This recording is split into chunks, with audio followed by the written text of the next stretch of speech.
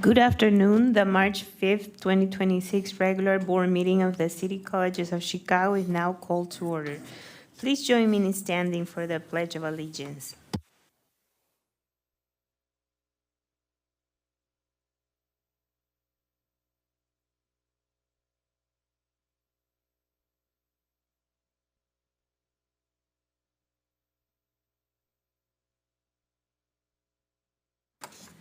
Thank you. Will the Chief Advisor please call the roll? Chair Nukas, Present. Vice Chair Hatch, Present. Secretary Lee, Present. Trustee Hightower, Trustee Merengue Patterson, Trustee Diaz, Present. Student Trustee DeGunan. Present. Let the record show that in accordance with the Illinois Public Community College Act and the Illinois Open Meetings Act, we have a quorum. Good afternoon, everyone, and welcome to the March 5th, 2026 regular board meeting.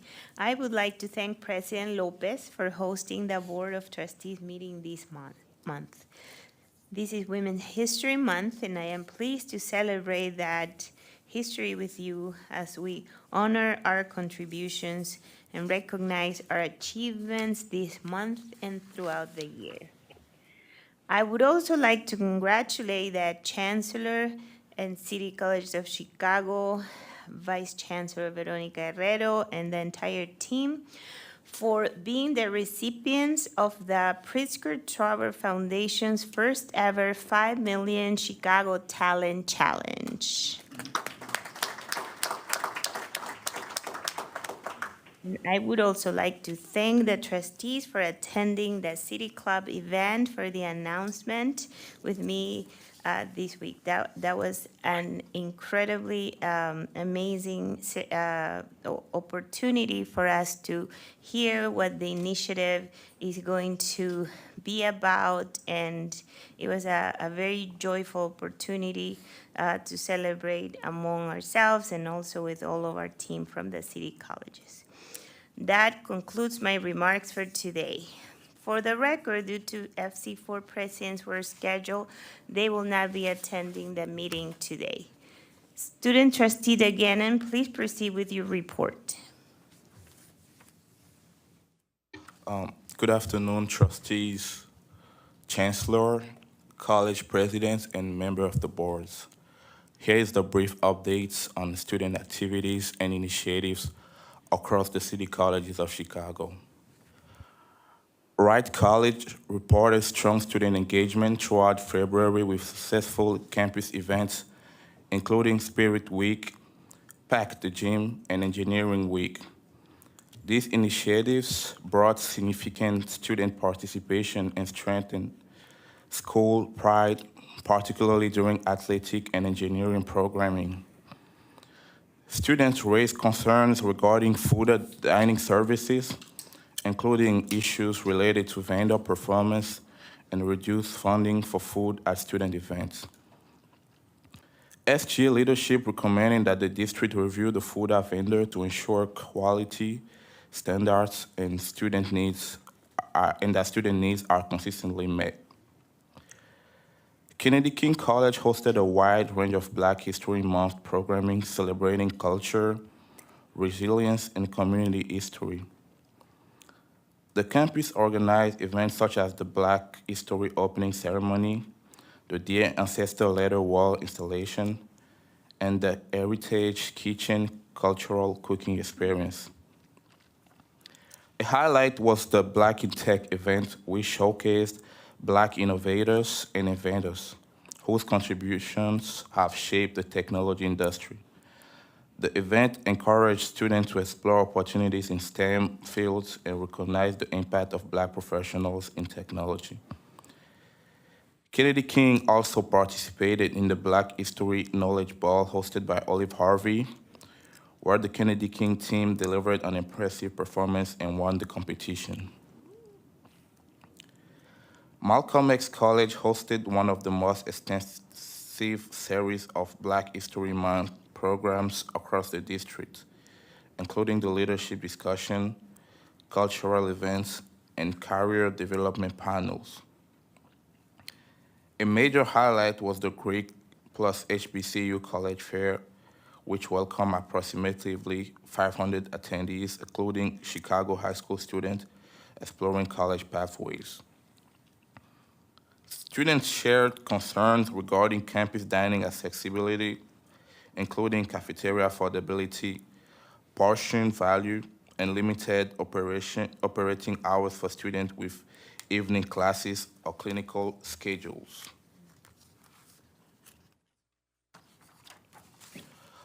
Additional feedback included suggestions for improvement in health science program admission processes, particularly for nursing and radiography programs. Daily College Student Government Association reported successful academic collaboration with the math and engineering department, strengthening connection between student leadership and academic programming. A major highlight was the Black History Month closing celebration featuring cultural performances, including Ayodele drum and dance. On February 24th, I also had the opportunity to attend a press conference at Daly College's Manufacturing, Technology, and Engineering Center, announcing a new workforce partnership in manufacturing. The initiative highlighted City Colleges of Chicago's continued commitment to expanding career pathways and strengthening connections between education and industry for students. Students also raised concern regarding food insecurity and the rising cost of tuition, emphasizing the importance of continued support and accessible resources. Harold Washington College.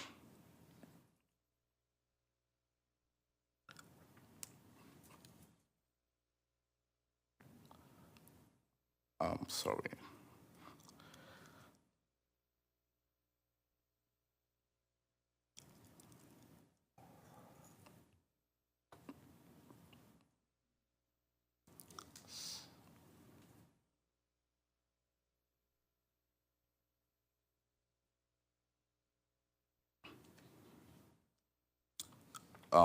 Sorry for the little delay.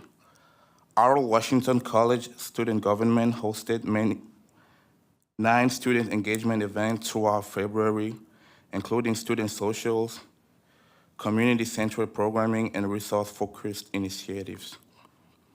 Community events included Black History Month trivia, cinema and chill featuring Dreamgirls, karaoke lounge, the Black Culture Renaissance opening reception, a Black cinema screening of Harriet, and the Black History Month brunch, all of which strengthened student engagement and cultural awareness. A wellness-focused resource event, Take Care Thursday, Self-Love, highlighted the importance of student mental health and well-being. SGA leadership also continued advocating for improvement addressing food insecurity through a free lunch program for the spring semester and a snack program providing resources such as oatmeal, ramen, and cereal for students. The SGA additionally made progress on improving student spaces, including proposal to renovate the student activity suite and improvements to commonly used student areas. Truman College hosted several cultural engagement events throughout Black History Month, including an interactive gallery exhibit titled From Negro History to Week to Black History Month, 100 Years of Remembering. Additional events such as Paint the Culture and Culture, Joy and Play encourage students to celebrate culture through art, music, and community activities.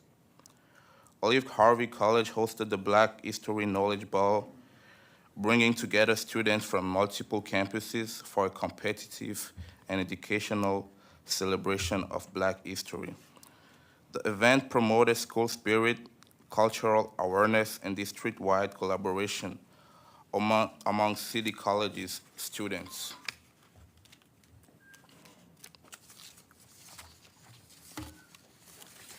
I, along with several student leaders from across the City Colleges of Chicago, had the opportunity to participate in a roundtable discussion with the mayor of Chicago.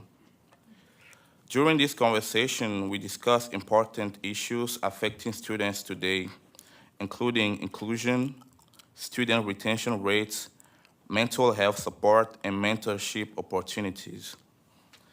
The discussion highlighted the importance of student voices in shaping policies and initiatives that impact higher education and the broader educational system in Chicago. I would like to take a moment to acknowledge the continued work and commitment of the Board of Trustees, the Chancellor's Office, and the faculty and staff across our campuses. Throughout my time serving as a student trustee, I have witnessed the dedication that goes into supporting students and strengthening our colleges. I sincerely appreciate the collaboration, transparency, and support that exists across this district. Thank you for your continued commitment to the students of City Colleges of Chicago. That concludes my remarks for today.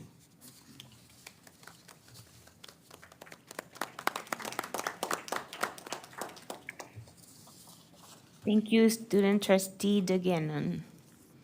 Chancellor Salgado, please proceed with your remarks. Good afternoon, everyone.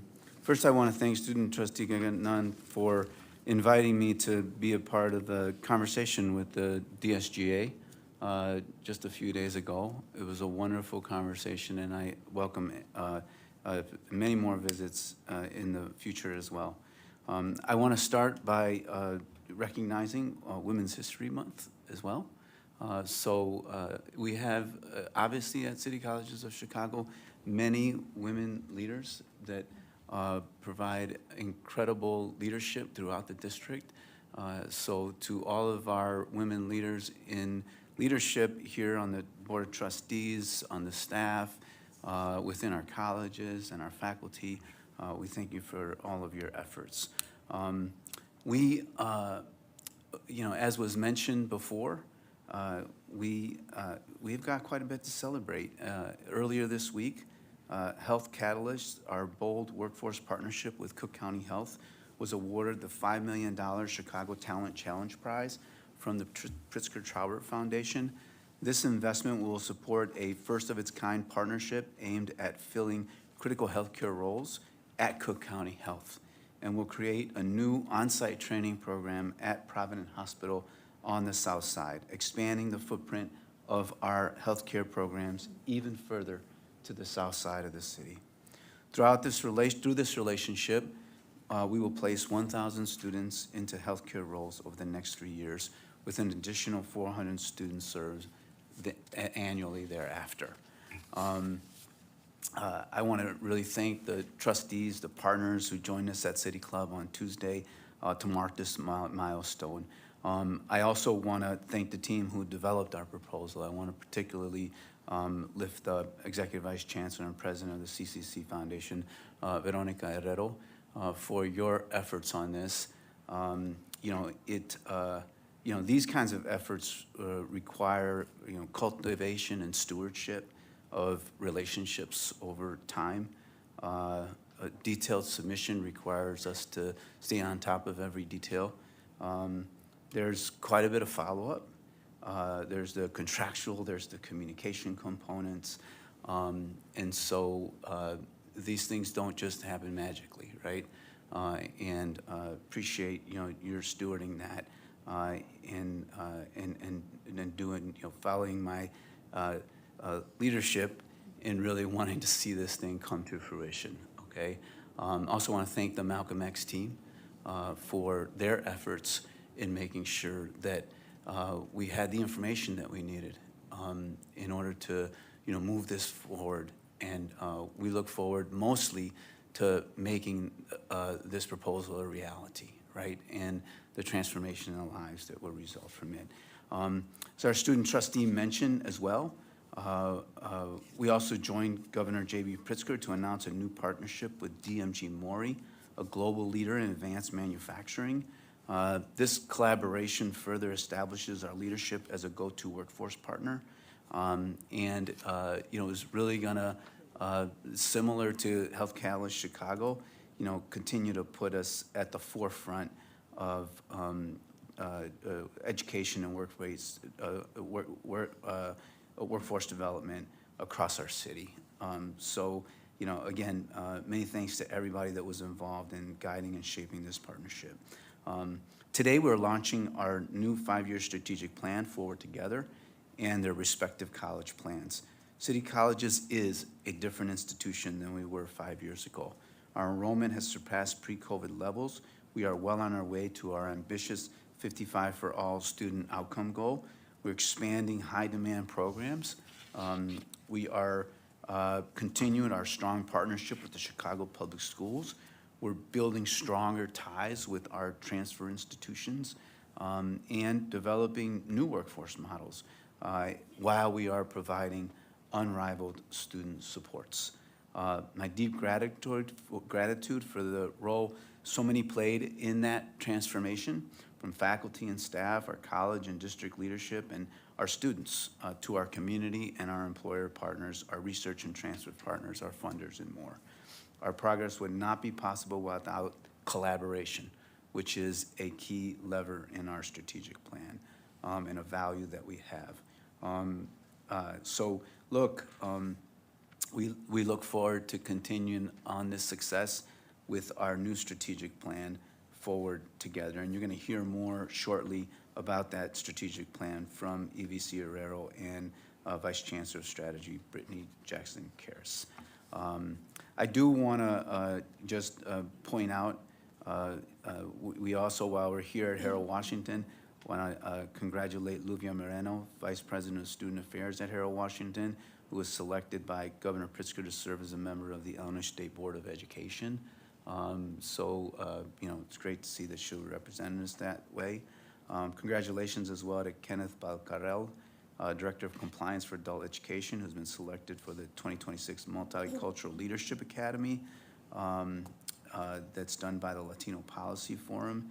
I want to lift up a wonderful summit, a Black Student Summit that was organized by our students at City Colleges of Chicago at Malcolm X College last week, and where they organized student leaders from not just city colleges and not just our four-year transfer partners, but colleges from across the region were there represented, really strengthening ties and making sure that they are active in public life, which was just wonderful to witness and be a part of. And thank you, Trustee Lee, for joining us, as well at that summit.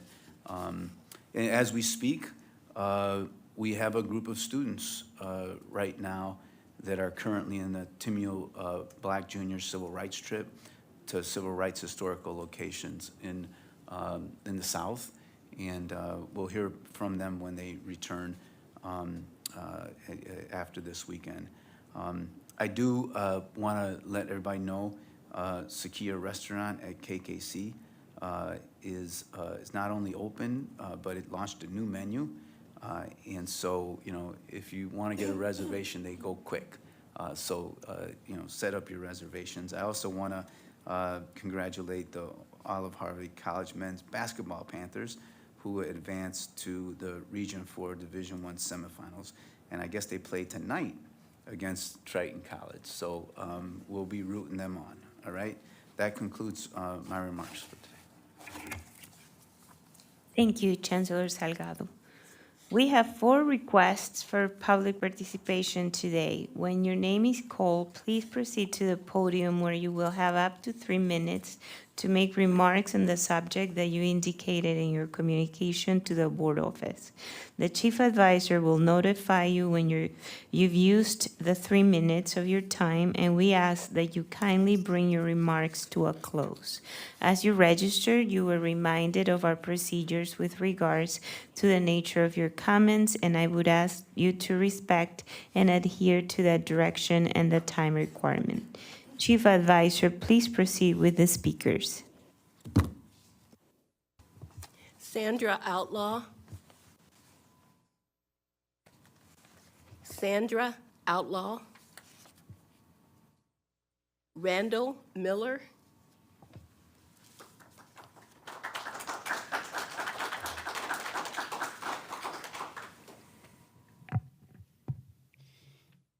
Good afternoon to the City College's Board of Trustees and Chancellor Salgado. My name is Randy Miller, and I'm the co-lead negotiator for City College's Contingent Labor Organizing Committee, the union that represents adjunct faculty, part-time librarians, and vocational lecturers at City Colleges of Chicago. City College's own financial documents show that the district moved an average of $32 million a year from the fund it uses for salaries and education programs to the fund used for construction and renovations between fiscal year 21 and 23. By the time Clock and City Colleges began bargaining in 2024, $96 million had been transferred between these funds. Yet none of the 800 or so adjunct educators that teach the majority of credit-based courses at City Colleges is eligible to earn more than $30,000 a year.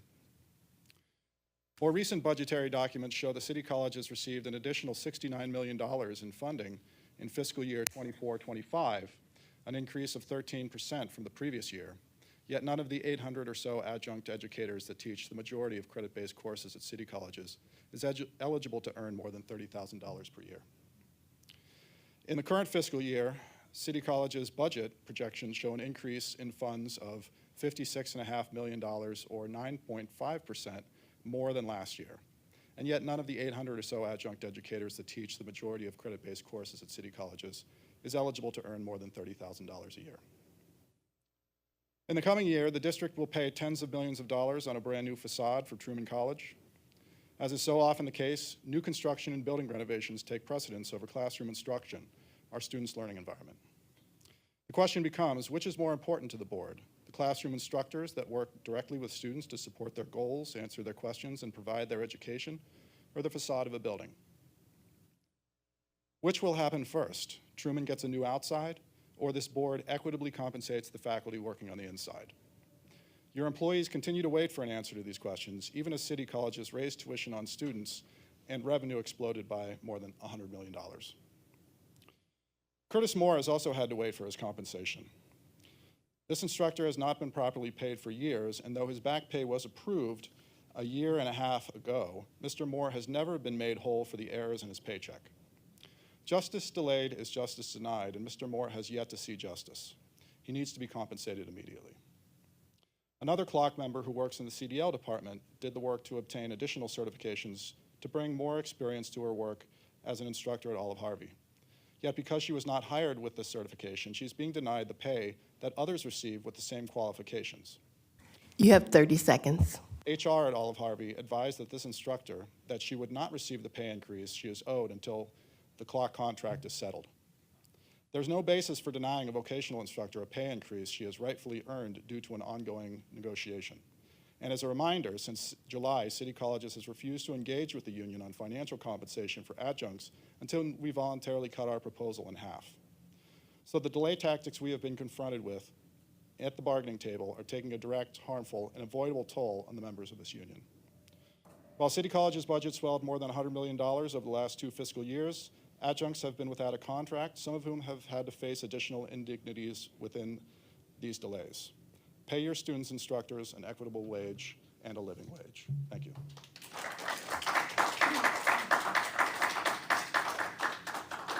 Tony Johnston.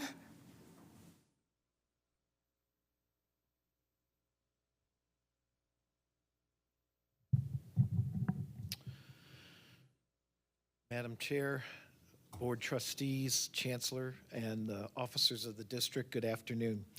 My name is Tony Johnston, and I'm the president of Cook County College Teachers Union. We represent full-time faculty, full and part-time professionals, and security in the city colleges. I am happy to be here to witness the ratification of our security officers' contract. Our members are happy, and the yes vote was 97%. And so they are eager to hear when their back pay and increases are going to be implemented. But I am here with my contingent colleagues in Clock who are here to express their dismay and disappointment that they do not have a contract after 2 years of negotiations. Why is this happening? It is inexplicable. Even with the complications of mediation that I am also aware of in other contract negotiations that we are dealing with, there is no excuse for a unit and a vital, valuable unit like the clock adjuncts to be strung along like this for this long a time. It is very well known that there are many more sections of City College classes taught by adjuncts than by full-time faculty. They are an extremely vital part of our college's communities, and they need to be compensated. For many years, we have created what we call the Alliance of City College Unions, which include us, CLOC, 1708, AFSCME, and SEIU, to coordinate and to show solidarity. And for that reason, I am here today. And we will fight for CLOC, for a fair contract for CLOC, and we will continue to fight together so that all of us get what we need. Because when we all thrive, our colleges thrive and the city colleges thrive. Thank you.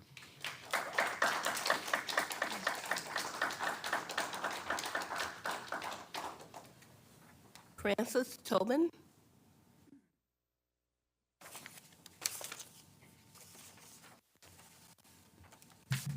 Good afternoon. I'm Fran Tobin. I'm speaking on behalf of the Alliance for Community Services, which is made up of teachers and students, public aid caseworkers, and disabled and poor people that depend on the services they provide, frontline workers in human services working together to expand, protect, and improve public services that meet human needs. I mean, it can attempt to make 3 points in this very brief time. First, the Alliance for Community Services strongly supports City Colleges of Chicago and other public institutions to be the best it can possibly be. That cannot happen without the frontline workers, the teachers, the administrators, and the rest, the folks that are actually doing what makes city colleges important. And we stand strongly in support of fair contracts for all employees of city colleges. Second, students, especially those who are being targeted by their federal administration horrendously. On the one hand, we've asked before for city colleges to join some of its other sister institutions in taking a stronger stand against the armed thuggery of ICE. Given that City of Chicago and Chicago Public Schools, as examples, have already stepped forward in stronger ways, the notes that I see posted now in those elevators are a little embarrassing. They're close to meaningless. City colleges should not be allowed to be used, none of its property, spaces, or anything else to be used for any staging, any activity, et cetera. You've got precedents, you can follow it. Second, students, mostly Spanish language, are having a difficult time accessing some of the Spanish GED programs. Some of the faculty that are Spanish GED teachers have expressed frustration with being able to get the resources and support they need. And it's important that the administration work with them to make sure that we strengthen that. Again, these are the very students that are most threatened by this authoritarian national regime. Third and last, progressive revenue.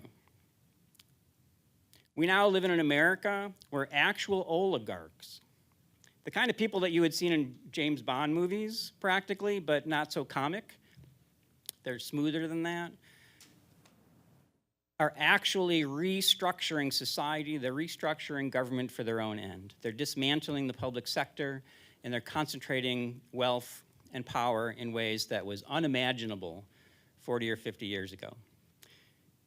This isn't just about funding for institutions like the City College of Chicago, which we think should get more than it gets, a lot more. This is about democracy, it's about equity, it's about fairness, and you all are not only trustees for this institution, you are community leaders, you are civic leaders, you are people that help to shape what we can and can't do as a public sector and in the public sphere. You have 15 And I seconds. encourage and ask all of you to step forward and join groups like the Alliance for Community Services, like the labor movement, like the civic organizations that are working to find ways to get progressive revenue so these oligarchs have to actually finally pay their fair share and can reduce the power that they have over our entire society. Thank you.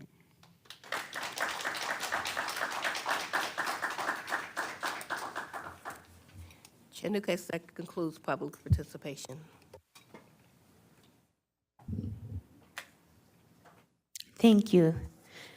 Now we're going to proceed with a presentation about the Forward Together strategic plan for 2026 to 2030. Executive Vice Chancellor and Chief of Staff and Institutional Advancement, Veronica Herrero, and Vice Chancellor Strategy and Planning, Brittany Jackson Carey, please proceed with the presentation.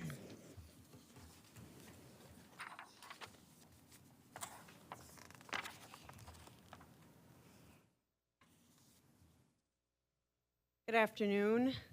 Good afternoon, Chair Nunes, Vice Chair Hatch, trustees, Chancellor, and colleagues. As stated, I'm Veronica Herrero, Executive Vice Chancellor at City Colleges, and I am joined by the Vice Chancellor of Strategy and Planning, Brittany Jackson Kairos. And we are so excited to be here because we get to officially and publicly launch our new strategic plan, Forward Together, which we are very proud of. And that Brittany here has spent the last year really putting together with her team and in partnership with all of our college presidents and teams across the district.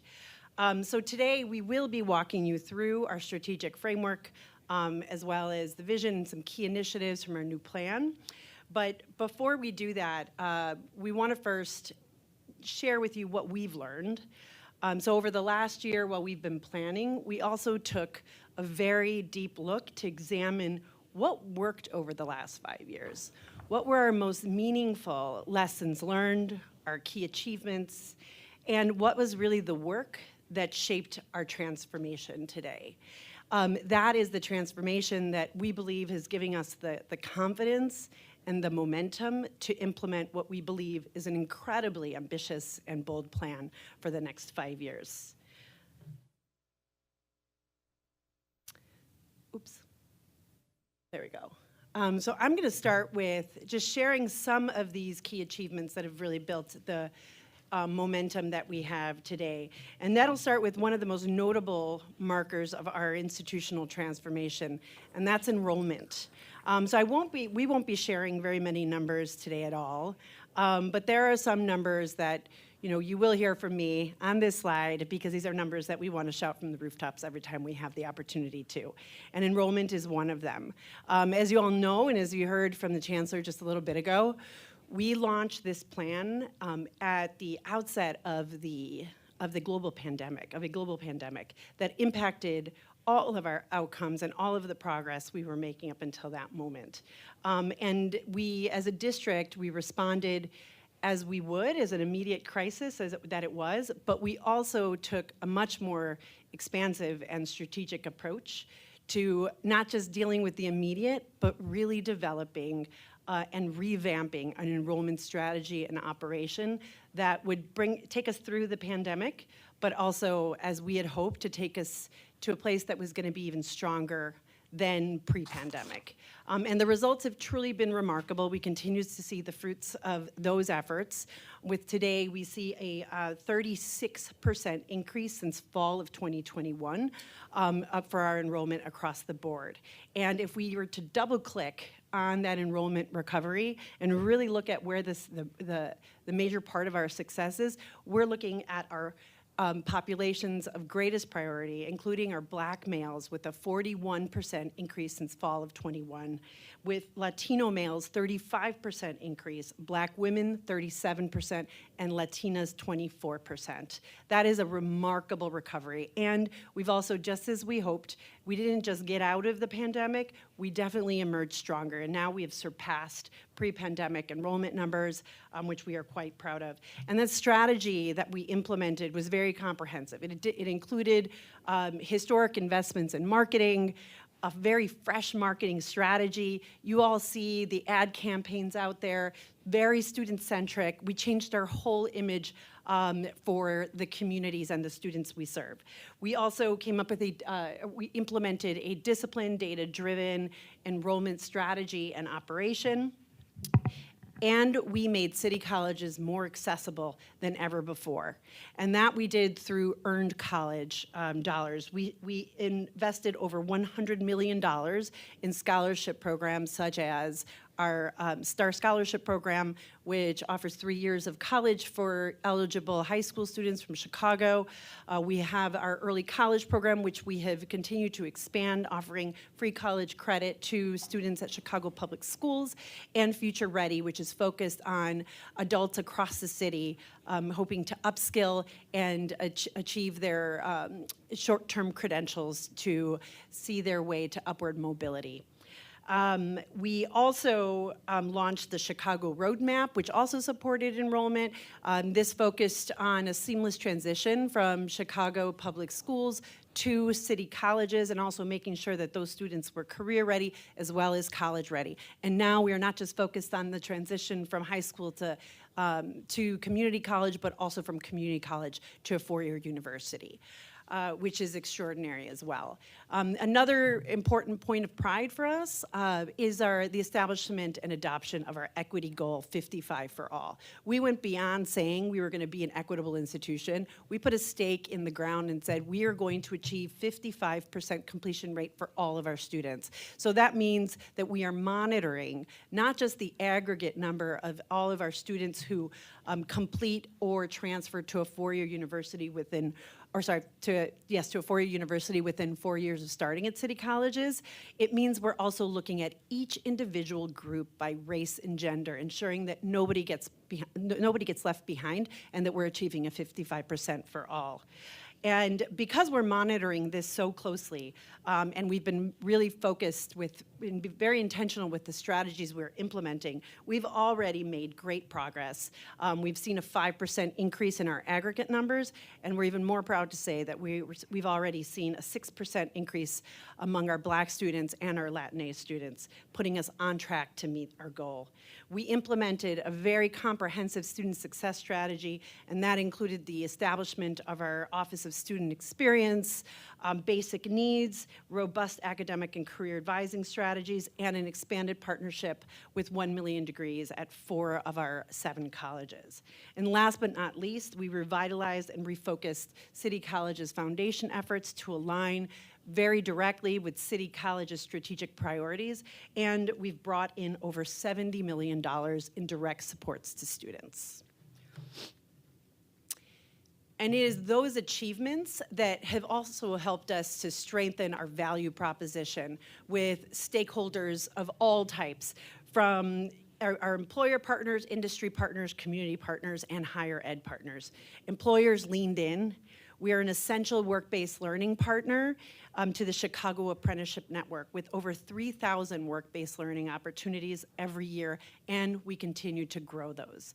Industry leaders leaned in. We are now recognized as a trusted partner across both established and emerging industries, positioning us as essential to the region's workforce and economic development efforts. We have formed strategic partnerships with healthcare employers so that when we expand our academic programs, we are doing, as we're doing on the south side of Chicago with the return of the nursing suite at Kennedy King College, and with our partnerships with University of Chicago Medical Center and Cook County Health, and our expansion, all the other expansion plans in healthcare. We are directly connecting our graduates with their hard-earned credentials directly with jobs that lead to economic and upward mobility. We are also at the table with leaders in the emerging industries such as quantum, AI, and advanced manufacturing, making sure that our students are not left behind. And we're thrilled to be forging even deeper partnerships with our university partners, including with Chicago State, UIC, and U of I. And I can keep going with all of our achievements, but I will stop here. But this starts to, I think, share and really lay the foundation for all of us to really reflect on what the momentum that we have built and the momentum that's going to carry us through into implementing this next very exciting plan. Uh-oh, that doesn't look right. Okay, well, that's not right, and I'm not going to leave you there. I'll stay there for a minute. So one of the because of all of the momentum and the success that we've had over the last 5 years, we decided that there was really starting new, pivoting to a new plan, pivoting to a new framework just was not an option. What we had created, which was a single vision, a single strategic framework for the entire district with a set of KPIs that was consistent across the district, we knew that we had to keep that framework the same. And if anything, we were going to refine it and we were going to ensure it was more focused and really focused on what we had already learned worked. Our vision statement, for example, was a vision statement that we spent a lot of time on. Now, almost 6 years ago. We spent time with students, with trustees, with faculty, with staff, administrators, external partners to really shape that vision, which we still hold today, and just have refined it just a little bit more. And what, is it up? No. Can I have it? Thank you. We kept equity, socioeconomic mobility, and accessibility at the forefront of our vision. And we added just a little bit more on our students' long-term prosperity. So as the city's most accessible higher education engine of socioeconomic mobility and racial equity, we catalyze our students' capacity to prosper and take part in building a stronger and more just Chicago. Thank you. We also added a new theory of change and transformational goals. This is a really exciting new component, and the way that I see it, it serves as a high-level roadmap with very measurable outcomes and ways for us to measure our progress towards our goals. So if we offer relevant, high-quality curriculum and the highest quality instruction in every classroom along every pathway, and we provide unrivaled, exceptional, holistic student support, we will then achieve our 55 for all goal. And we will advance post-completion success and upward mobility among our students and alumni, and ultimately catalyzing enduring financial prosperity for alumni, revitalizing our communities, building a stronger and more just Chicago. So if you ever just want a quick summary of what the next 5 years will look like, this is it. And with that, I will hand it off to my colleague here.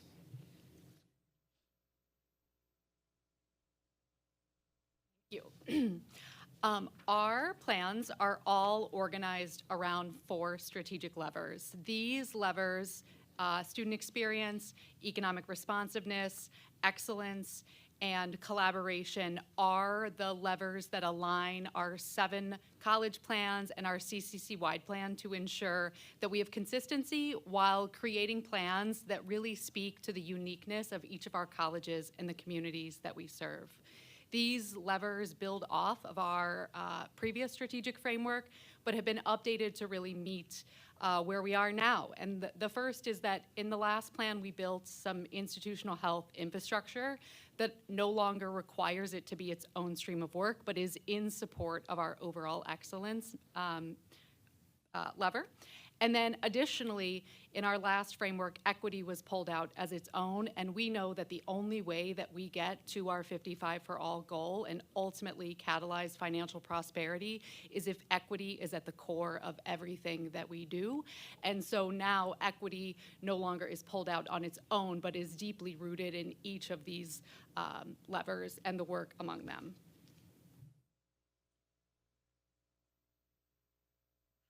We did a lot of work to talk to people and hear what it is that they wanted to see in the next plan.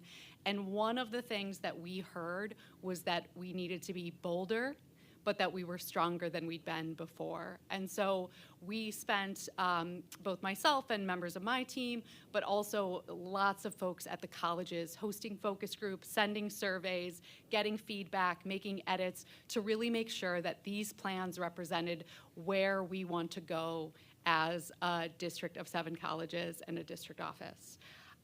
We hosted 11 community roundtables where we highlighted some of our most important work from the next plan, like our approach to basic needs for transfer, our learning agenda.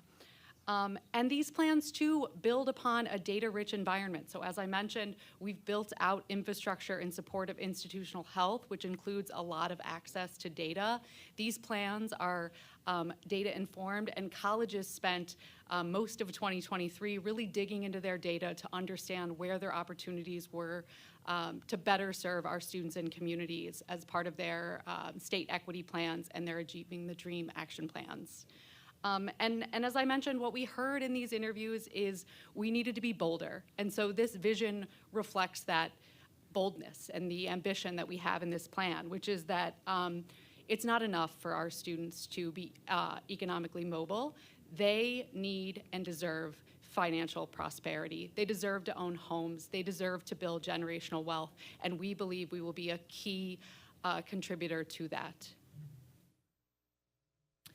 And here are some of the ways that we're going to do it, some of the ways that we are doing it. So we're bolder in our commitments. We are committing to the highest quality instruction and high quality curriculum across every pathway in every classroom. We are ensuring access to robust basic needs. We will continue to expand our high demand programs. Both Chancellor Salgado and EBC Herrero mentioned our Chicago Catalyst Prize and the work with DMG Mori that launched last week, and there will be more to come. In the coming weeks, we will launch a performance support and management system for non-bargain for employees to improve employee performance and student outcomes. And we'll do this through deep collaboration, both internal collaboration where we leverage the system of 7 that allows us to grow and be better together and learn, but also with our core partners like Chicago Public Schools and UIC. As EBC Herrero mentioned, we will build on the work that has been happening at the foundation to also increase our strategic philanthropic partnerships to support all of these initiatives.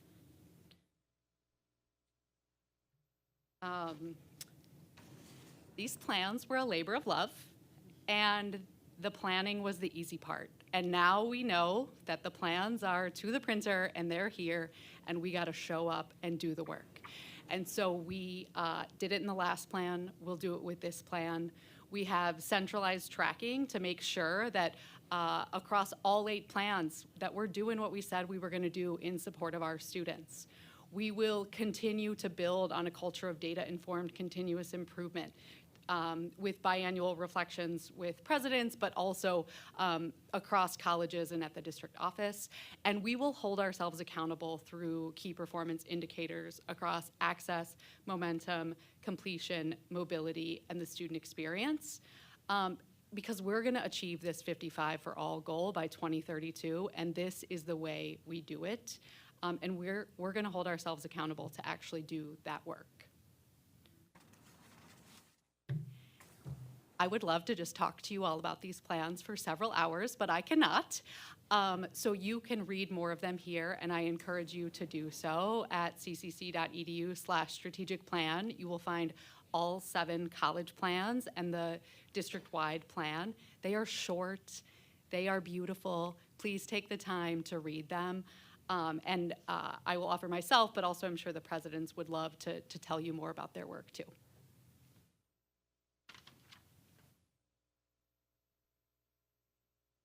Questions?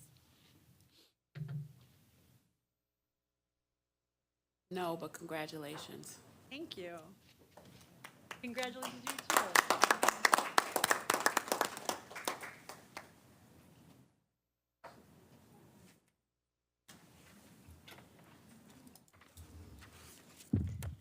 Thank you so much. As stated earlier, due to FC4 President's work schedule, they will not be attending the meeting today, but the report will be entered into the record. Now we're going to proceed to a committee report. Trustee Hightower, please proceed with the Financial Committee report.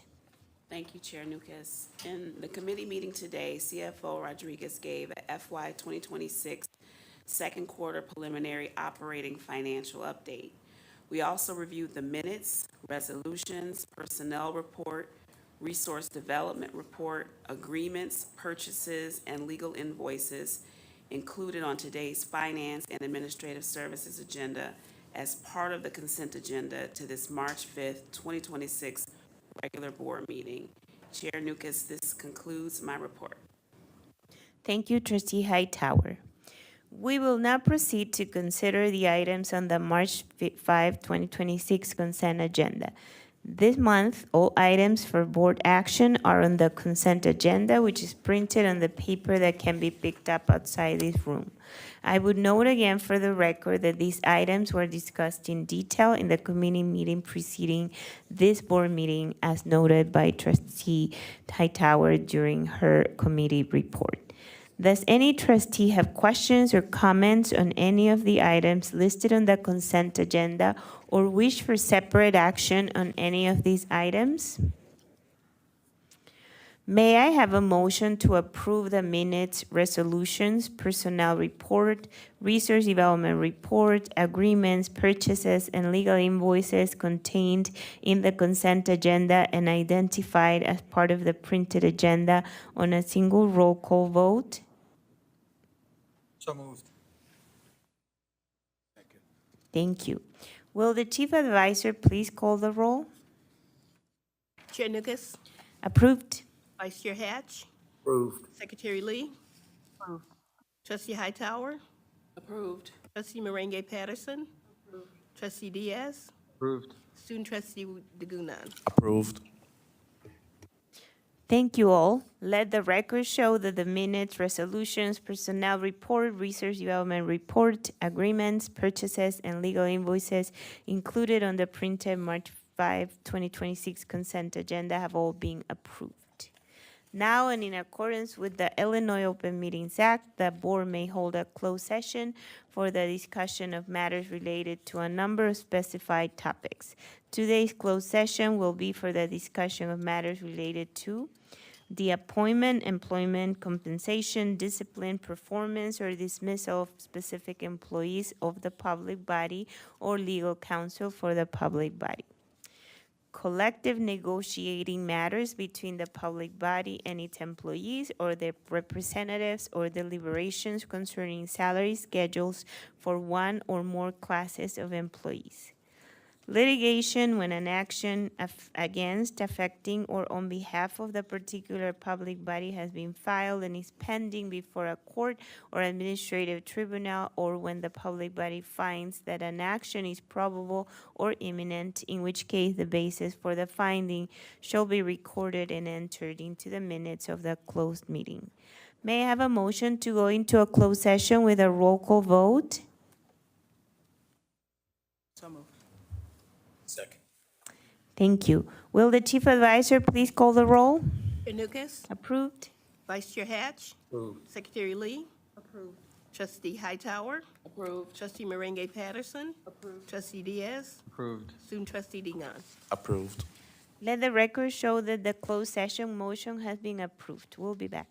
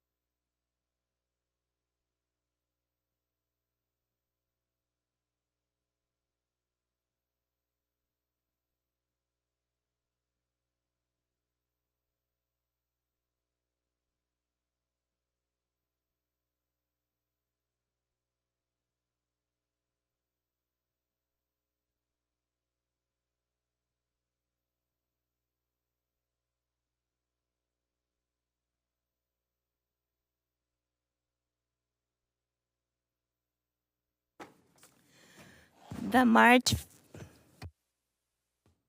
March 5, 2026 regular board meeting is now reconvened.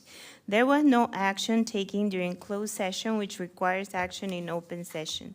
There being no further business to come before the board, may I have a motion to adjourn? So moved. Moved. Second. All in favor? Aye. Motion carried. We are adjourned.